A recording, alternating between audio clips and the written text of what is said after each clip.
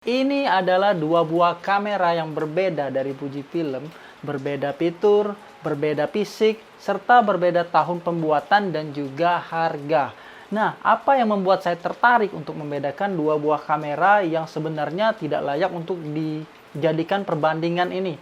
Yang pertama, ada kesamaan yang menurut saya ini sangat signifikan dari segi kualitas gambar, yaitu adalah sensornya yang masih sama-sama menggunakan sensor APS-C, di mana ukuran sensor itu sangat berpengaruh untuk menghasilkan kualitas gambar yang baik. Nah, di kedua kamera ini sensornya masih memakai sensor APS-C baik XM1 maupun XT3. Seperti yang kita ketahui ya, kedua kamera ini dari segi harga saja sudah sangat jauh, di mana XM1 cukup kalian tebus di angka 2 juta, bahkan ada yang di bawah 2 juta untuk harga bekasnya saat ini. Sedangkan XT3 kalian harus merogoh kocek senilai 13 jutaan lebih untuk mendapatkan kamera dengan kondisi yang layak pakai. Nah, namun bukan segi fitur yang saya bahas, karena sudah pasti XM1 pasti kalah fiturnya dengan XT3. Dari segi fisik juga udah kelihatan ya gagahan XT3, terus juga beberapa tombol-tombol yang memudahkan digunakan juga XT3 semuanya unggul. Namun bukan di situ. Sekali lagi, video ini saya buat untuk memberikan Anda pencerahan seperti apa hasil kedua kamera maksud saya yang memiliki generasi yang berbeda serta fitur yang berbeda, namun dengan ukuran sensor yang sama. Apakah dengan rentang harga yang jauh sekali itu bisa menghasilkan gambar atau kualitas gambar juga yang cukup jauh dengan kamera di bawah 2 juta ini?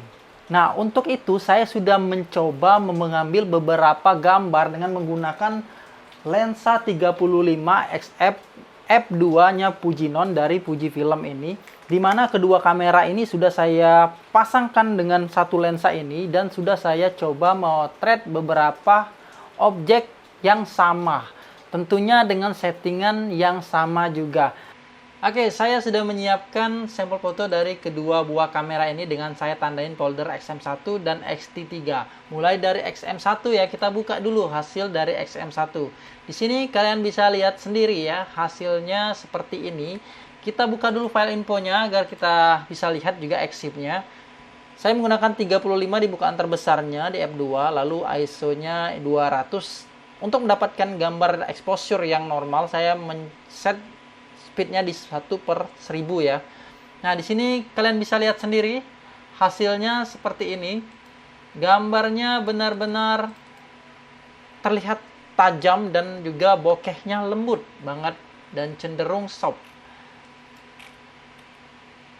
Tajam ya, ini kalian lihat sendiri ketajamannya merata ke bagian flank ini. Dan kita akan lihat next fotonya, ini masih XM1 ya, di f2 juga. Kalian bisa lihat bokehnya itu benar-benar lembut yang dan lebih cenderung coklat yang mungkin mengikuti hijau-hijau atau ada bagian-bagian hitam jadi bercampur seperti coklat pada bagian backgroundnya ini.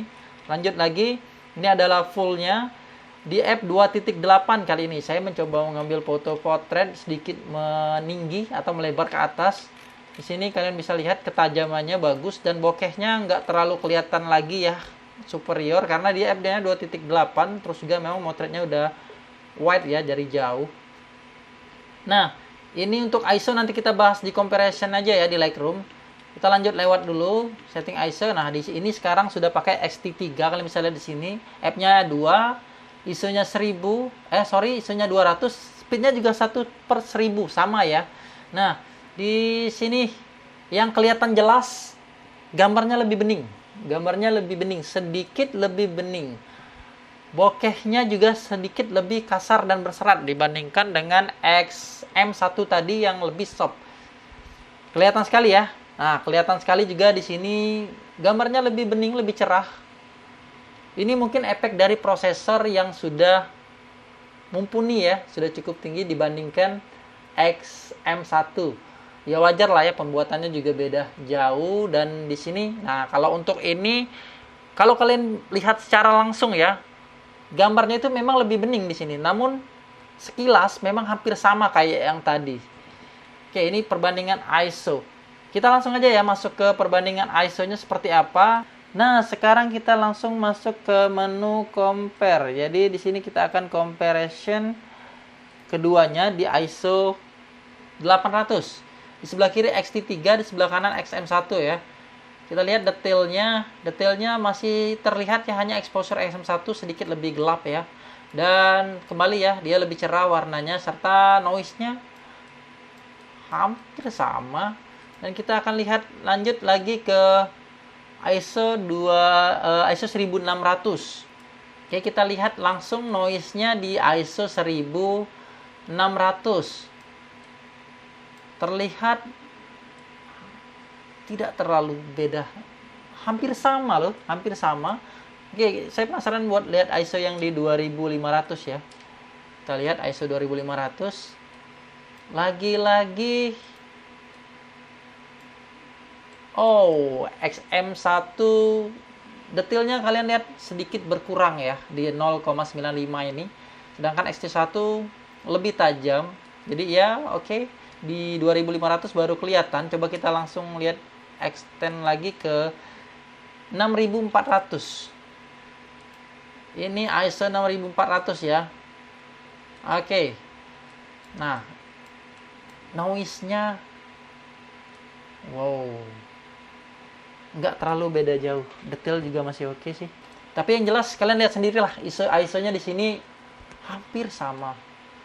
Untuk noise-nya hampir sama, namun memang ketajaman kameranya lebih didapatkan di XT3 ya, untuk keseluruhan body lensa. Pada XT3 memang lebih bening sedikit XT3. Jadi kesimpulannya ya, untuk segi kualitas gambar XM1 ternyata tidak beda jauh dengan XT3, hanya tadi sedikit lebih bening, XT3 sedikit saja dan bokehnya lebih berserat, sedangkan XM1 lebih soft. Dan itu bisa menjadi selera kalian masing-masing.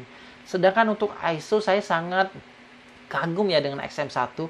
Untuk kelas kamera dengan harga yang sudah saya sebutkan tadi, rentang jauh serta tahun pembuatan jauh, prosesor juga berbeda. Namun dia bisa katakanlah menandingi kecanggihan XT1 dalam mengatasi noise di cuaca yang redup.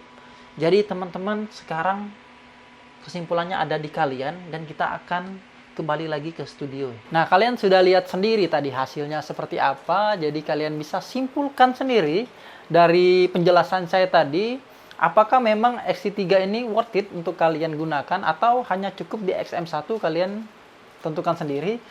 Yang pasti ya, fitur-fitur itu sebenarnya memang berguna ya untuk memudahkan pengoperasian serta membuat kita lebih enak ya saat di lapangan, di lokasi lebih cepat. Apalagi untuk kalian yang bergerak di bidang wedding photographer, di mana kita harus mengejar momen untuk mendapatkan foto-foto penting, itu sangat perlu tombol-tombol yang ada di luar. Jadi kita nggak perlu masuk ke menu lagi, karena itu bahkan akan membuat waktu mengubahnya menjadi lebih lama.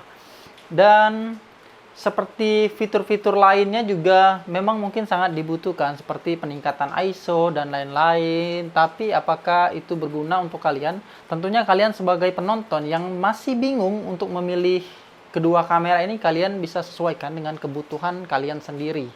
Nah teman-teman, jadi di akhir video ya saya ucapkan terima kasih sudah menyimak video saya tadi. Jangan lupa subscribe. Jika kalian masih bingung, kalian bisa tanyakan di kolom komentar. Dan jika menurut kalian video ini bermanfaat, kalian bisa share sebanyak-banyaknya. Saya ucapkan terima kasih. Jangan lupa ngopi.